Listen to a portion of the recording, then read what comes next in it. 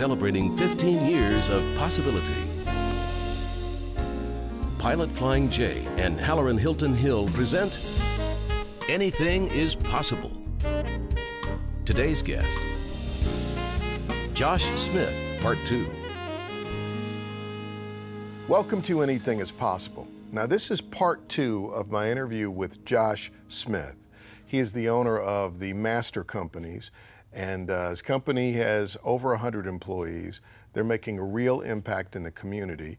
And if you weren't with us last time, we took a journey because Josh's story, his parents split up. He ended up going to jail, not once but twice, spending 5 years in jail, but watching his life transform. And now he runs a very significant company in our community. And man, how bold it is for you to share your story, because it really is a story of possibility. Didn't graduate from college, didn't graduate from high school, but he's here today. So there was a guy that confronted you when you first got to jail, and he tried to introduce you to Christ. You cussed him, and you cussed him good. He confronts you, God confronts you, you tell God, here I am. He goes, just what I needed, and this transformation begins. I left off, though, by asking you to tell me, had you had any further contact with that guy? So after that, and after that time with God, there was a group, and he was in that I began to spend time with. And a guy who just helped me so much, you know, just through those beginning days. I remember when he was... What's his name again? It's Jonathan Mays. Yeah. And I remember when he sat down and was helping me read through and explain some of the Bible to me. Okay, now you got to understand, I mean, I'm as fresh to this as can be. And I remember as I was talking to him, cursing was so much a part of my vocabulary. It was just, it was there. Yeah, you were cussing during the Bible study. It was just there. Yeah. Right. And so I remember him saying, I was asking him, you know, probably what the F does this mean? And he just goes, look, man, I just can't keep doing this. And I was over there, I said, man, I'm sorry, I'm trying. And he says, at that time I used to smoke 4 to 5 packs of cigarettes a day. And he just goes, man, go on out there and smoke your cigarette. I said, all right, I'll smoke, and I'll be right back, man, I'll be right back. But the patience of him and so many others. Where's he now? I think he's in West Tennessee. I haven't talked to him in several years. His life took a few different paths, and we lost contact. But I think somewhere in East Tennessee. So you get out, you beg for a job, you start a business so that you can have time to minister. You go on a missions trip that really revealed to you, wait a minute, my life is about more than just money. It's about doing something pretty significant. And I think I read something about you coming to a point in your life where you had to figure out what your why is. What's your why? So our company why is to be a unique service company that radically serves the community. My personal why is to leave a footprint on this earth that won't soon be erased. And I read a book. That's where I get a lot of those things. It starts with Why by Simon Sinek. Yeah. And so I took that in the business sense that he talked about, and then also just took it to the next level in the personal sense. And it challenged me to really identify that as a company. You know, you always, I don't have a cross on the walls. I don't have the 10 Commandments in my company. There's no Christian references in anything that we do. I believe you've got to be about it rather than talk about it. So I've never used it. It's why even talking about it now in reference to business, I try to be very, very careful with. You don't come in with all that. I've never used that and never would. So why don't we take a break? When we come back in our next segment, I want to talk about building the Master Drive brand and the company, or the Master Companies, because something happened in there where you start a business so you have time to serve, but then this thing is going from 0 to 16 million. You've got to unpack that story. Sure. This is Josh Smith. This is Possibility in Person. You're watching Anything is Possible. Possibility powered by Pilot Flying J, Covenant Health, Home Federal, and the Knoxville News Sentinel. Coming up. I mean, I deserve none of it. I mean, I can't even, Hallerin, I can't even point to some really good things that I've done, and yet I've just watched God beat me with a blessing stick. And what a story. Welcome back to Anything is Possible. This is Josh Smith.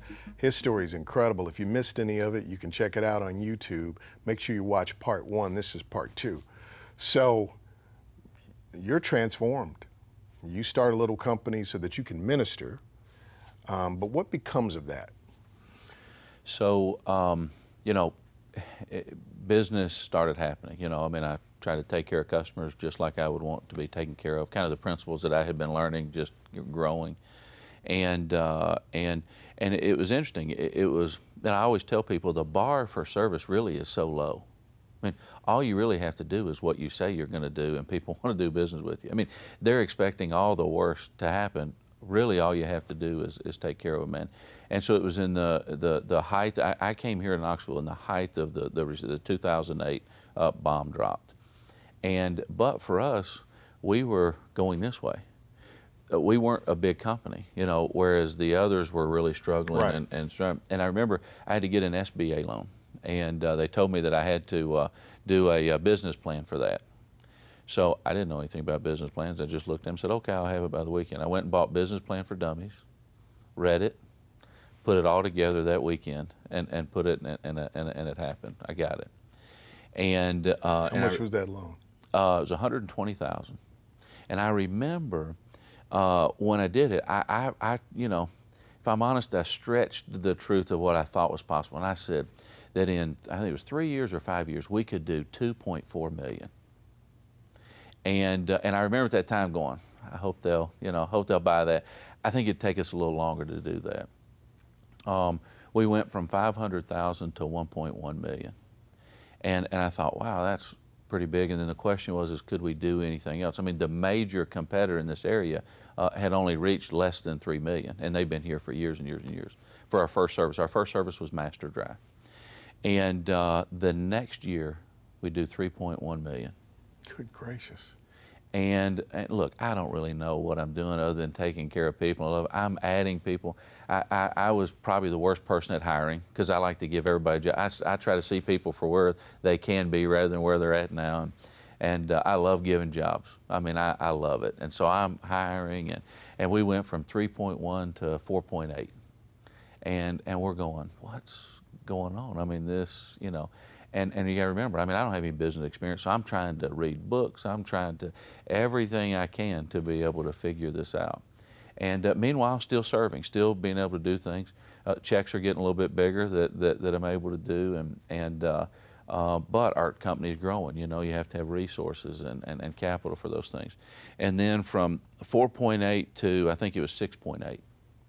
And we're just watching going, wait a minute, I mean, our competitors, I mean, if you, now at that time even, if you added them all up, they don't equal what we're doing. And so we're just seeing this happen. And I really want to say it was in spite of me. I mean, it wasn't that I was, you know, right, the brains behind everything. I was just watching something, a hand, you know, on this business that couldn't be explained away. And then we had a correction year where we had done just, it was a time where I had a guy came in and he just said, hey, look, you got to rebuild this engine. And it was the only down year we ever had. We did about $5.5 million. But I replaced several key managers, several key leadership, several different people working on the structure.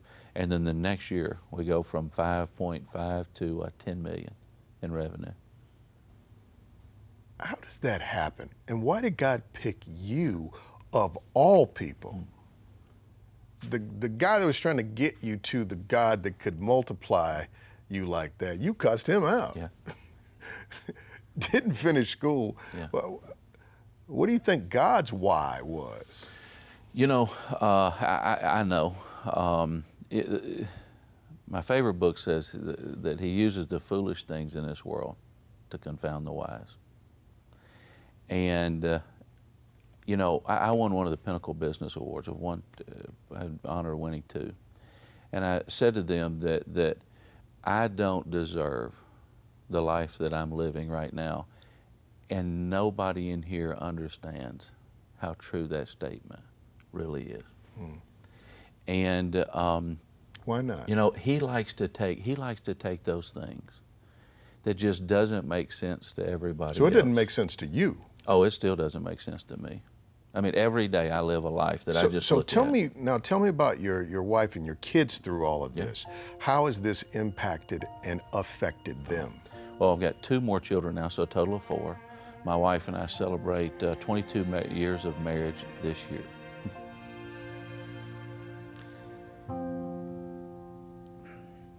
I have, I mean, the best family situation a man could ask for. And I mean, I deserve none of it.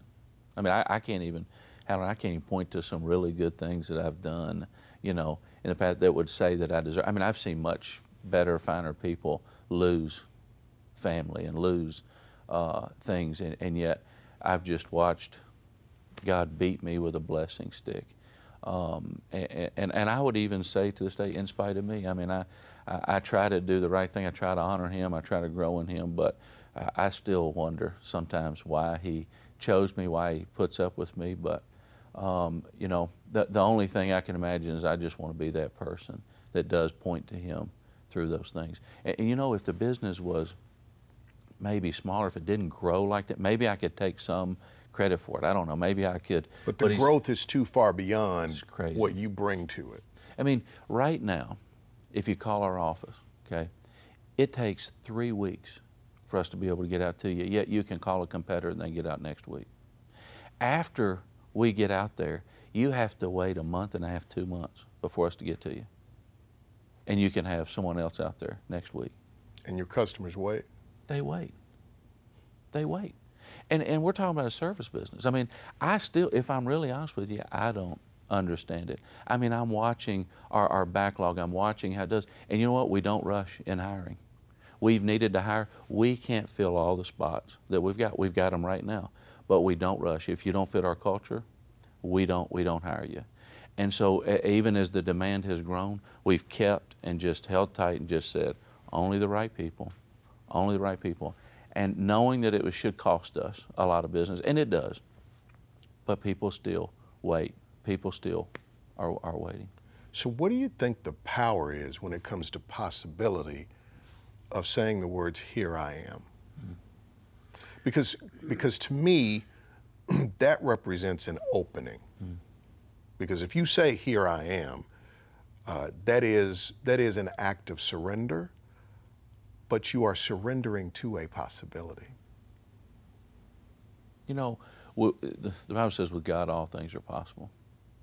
And I think as soon as you begin to believe that and you say, okay, here I am, just like you said. I mean, here, you can't imagine I would ever think that I was here. And just, you know, as I was driving over here thinking about the show, I'm amazed every day at what God is doing. I mean, I'm around people that are mega millionaires. I mean, have big companies. God has me in different groups, and I just sit there. Most of them don't know my story, you know, and I just sit there and I go, "Wow, Lord, what do you? I mean, me, of all people, me."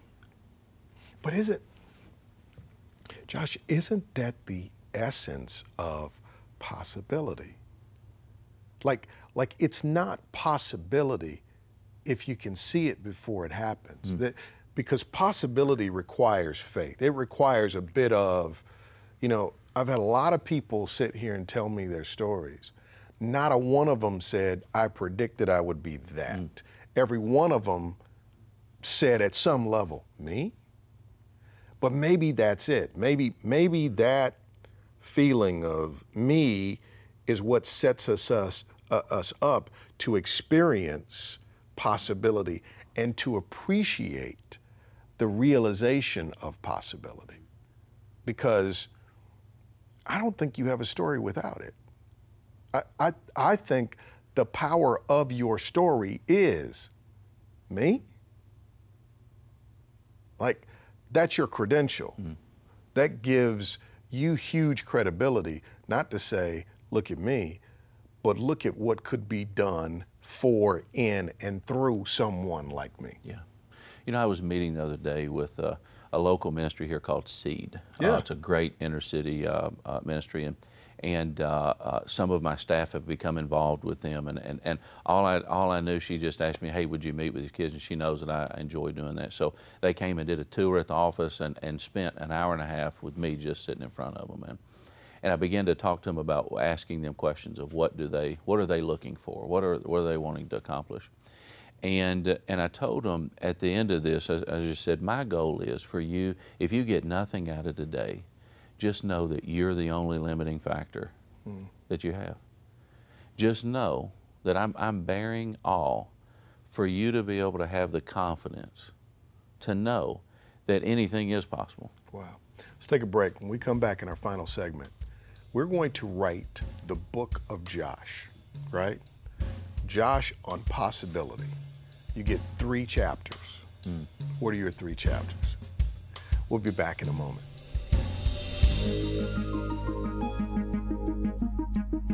Coming up. I'm involved in a lot of great, cool things. And if I'm really honest, I really do. They get way less out of it than I do. It's the drug of choice for me, and it does keep me thankful. Welcome back to Anything is Possible. Let's do the book of Josh. Josh on possibility. So you've learned a lot. I mean, both the failure taught you something, or the challenge, but the success has taught you something. Because both of them were like, what do you do with this? So if we were writing a book, which I think you ought to, by the way. I don't know if you have a plan to. A lot of people say that. I need to. I want to read that book. I want to be in on that. I want to make the movie. That's what I want to do. Get Gordon Whitener. Let's make this. This is the best movie ever. But you got 3 chapters. Chapter 1. You know, I think first just be pliable and know. First, again, it's possible. And so, you know, God's purpose for everybody is different. And so I would just say that the first chapter has to be about just being open to whatever that looks like, not limiting your thinking of what direction or what that's going to end up being. Chapter 2. It's got to be bigger than you. You know, what's interesting is as I meet with our company, we have a lot of new employees that started today, big company-wide meeting. And I let them know that what moves you through this company is not that you're a harder worker, because I have terminated many of the hardest workers. It's about caring about your fellow man. It's about being able to serve and operate in the community according to our why, and making it about something bigger than just us. Chapter 3. Well, that's tough. Those 2, you know, I think just appreciate every day. I'm trying to do that more and more. I'm trying to look up more. I'm trying to just kind of see the things around me. Sometimes I've been just so focused and so in the trenches. And you know, as you look up and you see all the different things there are to see, the beauty of God's creation, the beauty of people, I'm enjoying life more and more every day. That's one of the things that I've tried to do with most of my life, is to be a gratitude junkie. Part of being a gratitude junkie is medicinal. I need it. I know that when I am not grateful, I'm miserable. But the other thing is gratitude to me is an act of worship, because when I'm grateful for what God has done in my life, and when I say I know that there's value in all of what is happening in my life, the good things, the bad things. Joseph went from the jail to the palace. I mean, there's benefit in all of it, that is an act of worship. But then I think gratitude also teaches the people around us how to be, because there's nothing as miserable as, number one, making yourself the center of your universe. That's a miserable place to do. Selfishness is a recipe for misery. But then to live without gratitude won't work. Yeah. When you look back at the you were from the lens of the you are, what do you tell that next person that's the you were? You know, I told, so we have a policy at our company now that you have to serve 8 hours in the community every quarter to be able to work for our company. And the Department of Labor hasn't come in on me yet. Maybe they will after the show. But we interview based on that. And I told them this morning, I said, because we're talking about highlighting all these great people doing it. And I told them, I said, now here's the secret, okay? We're doing it and we're doing a great thing in the community, but it's making a better difference in myself and all of you. And so I don't ask you to do it just for what you're going to go do somewhere else. I selfishly do what I do. I mean, I'm involved in a lot of great, cool things. And if I'm really honest, I really do. They get way less out of it than I do. It's the drug of choice for me, and it does keep me thankful for everything I have, who I am, and everything I'm able to do. Well, I think your life really is a story of possibility. And I think we've only just started this journey. Thank you for who you are. Yes, sir. Thank you for what you do in our community. But thank you for having a big enough why to leave a footprint in the world that won't be erased and to be significant in providing exceptional service in the community. Man, this is the best. Josh Smith, thank you, sir. Yes, sir. Thank you. We'll see you next time on Anything is Possible.